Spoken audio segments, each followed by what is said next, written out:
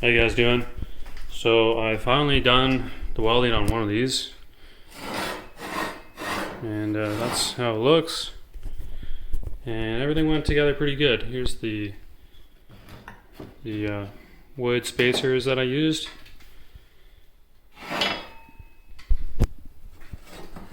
Oh, I can't lift it up with one hand. So it is hollow. That's how it looks like on the inside. The distortion, so like the only like T section, T joints, however you want to call it, is on the bottom here. So everything else is like, it's kind of like a box shape. So no like welding distortion there. And let's see if I can flip it over, and I'll show you this machinist square. So here's the amount of distortion we have on this side, and then going on this way it'll be less because just the heat affected zone is closer to the edge. So very minimal. So when this is put down with the adjacent plate that holds the bearing carriages, I think that amount of flexing up is gonna put like a good amount of preload onto the bolts.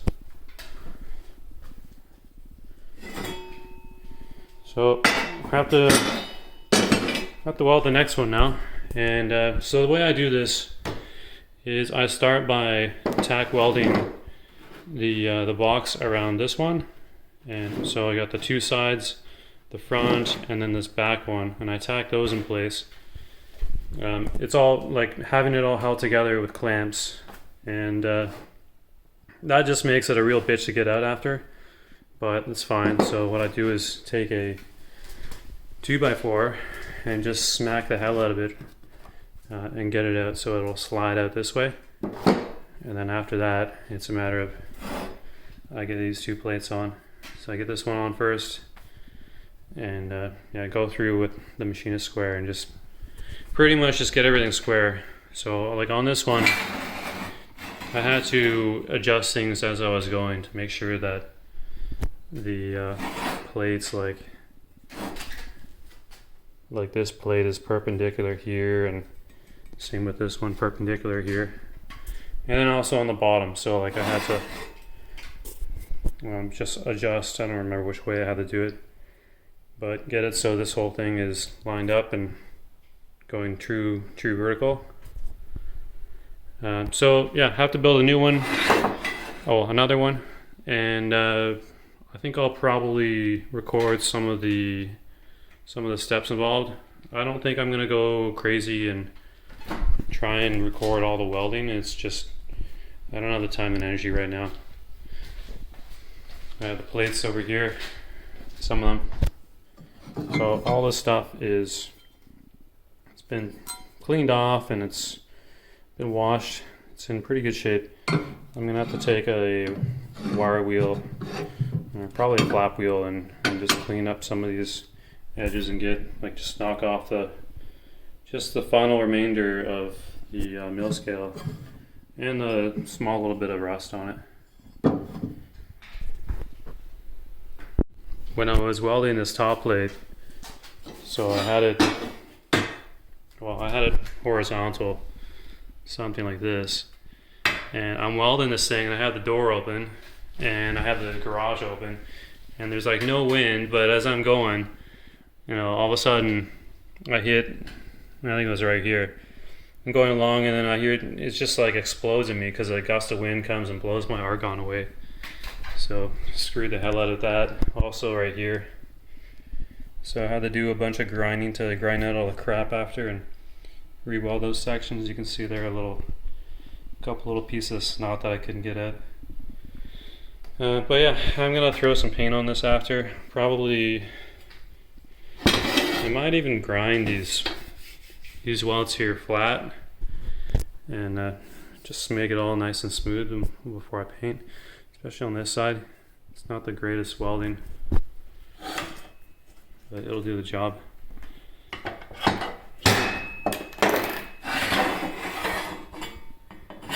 Other than that, this side sticks out. I was gonna grind this down. I should have, like when I was CNC milling this stuff, I had everything on this side and I lined it up on this side by accident. So I should have butted those up, because then the holes would have lined up. So I can see here, like the holes, this row of holes here, it's not aligned with those two holes. But it's not really a big deal. Like, it's not going to really matter. Only I'm going to know about that. So yeah, I'll probably just grind off that little mark there. Same with the top. I'll have to flatten the top down, maybe, if I have the energy. And yeah, the whole thing's hollow, and I'll probably put concrete in that at some point. When welding this back plate on here, that was the last plate to go on, so I had these two tacked. Well, I had everything tacked together at that point. And getting this on, what I ended up doing was having it in place and just trying to squeeze it in there and get it on there. So this, like when the welds came down, it did kind of bring this side in ever so slightly, I think. It's hard to really tell. The piece is warmed up now. It's because I brought it inside. So that's the alignment there. And then on the top, I don't know. I don't think I can push it in.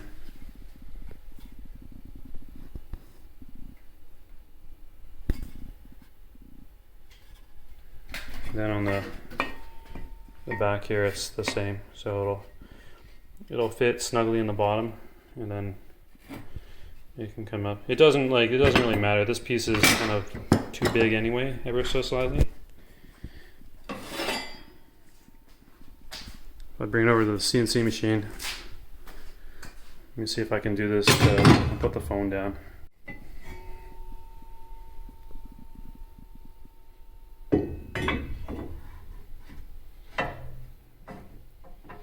So there it is, fitted in there.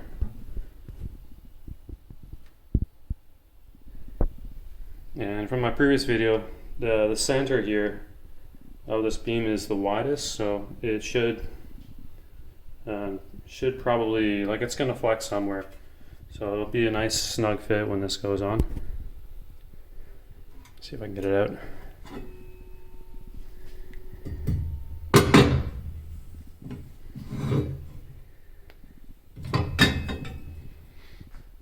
And yeah, for comparison, I'm going to move this out of the way.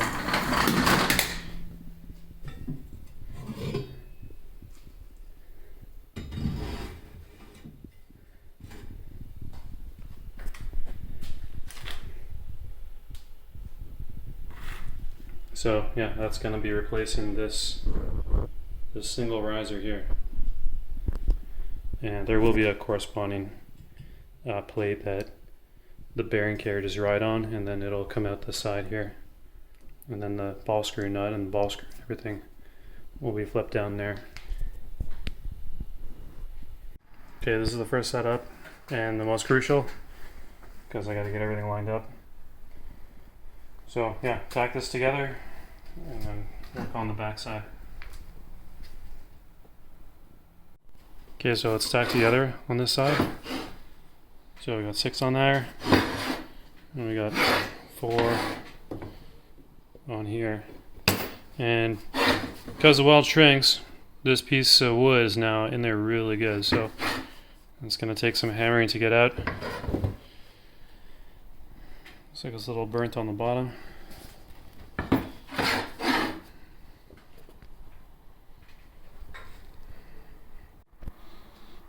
Here's it out now.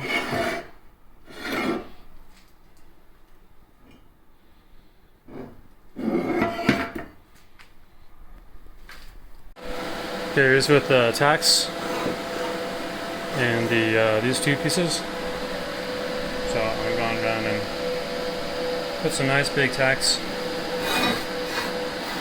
This thing is still kind of hot. It's getting hotter. So what I'll do now is put the one on the bottom. And what I gotta do is, where is it? There it is. Let's see here. Well, I'll see if I can cover that. It's on the low spots. I got the welder going, so it's a little loud in here. And yeah, I'll clean up this side, and I gotta center it all.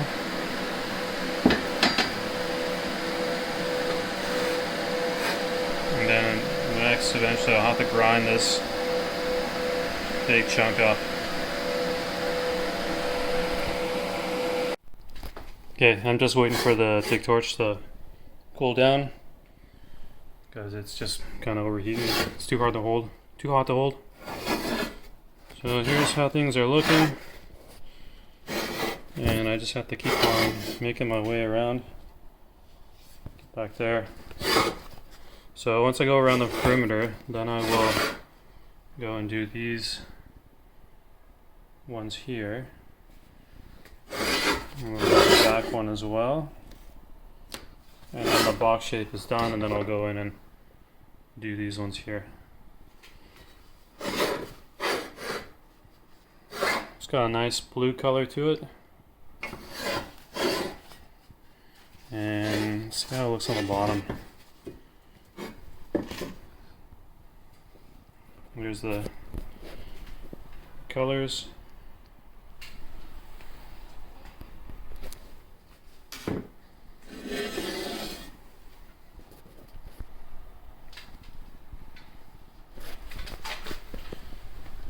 Gas, do I have plenty of gas? And yeah, I really need to get a water cooled torch, because doing stuff like this, like even though it's like 0 degrees outside, it's like that thing gets really hot, too hot to hold.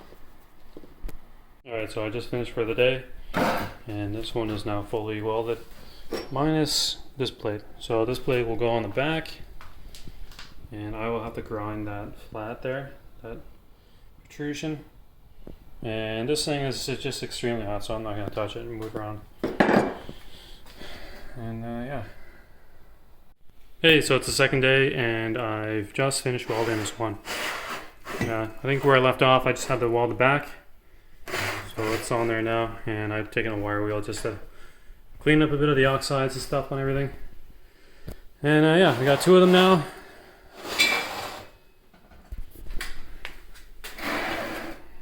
So they're, they're mirrors of each other. And yeah, that's how they look. Nice and beefy. I'm contemplating what I'm going to do for the inside. I think I'm going to put in concrete. I might put it in even before I put these on the machine. Still looking at my options there. But yeah, is this still worn? Yeah, it's not that bad.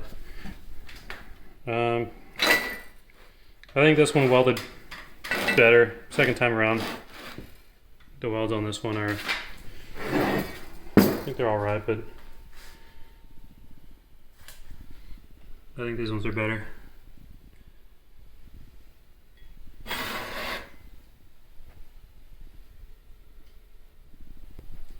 Yeah, so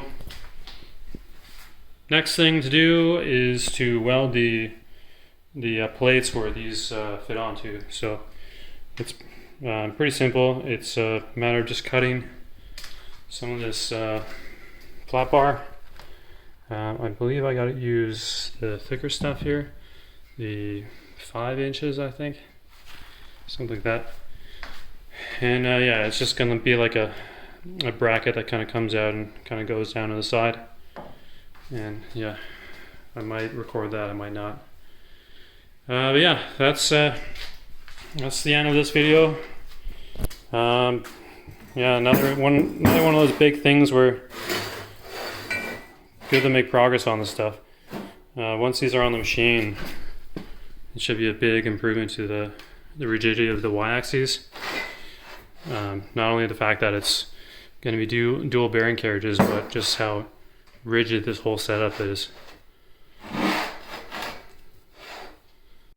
I ordered some primer, same primer I used under here, and some white paint to go over top, so it'll at least match the machine. Yeah, should look good. Yeah, I guess that's all for this one. I'll leave it here, and I'll see you in the next one.